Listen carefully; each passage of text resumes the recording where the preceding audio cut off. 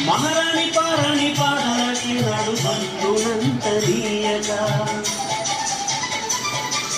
మహారాణి పారాణి పాదాలకి నాడు బంధునంతరీయగా, నడిచేటి దారుల్లో నా గుండెకు బాట పరుచుకుంది మెత్తగా.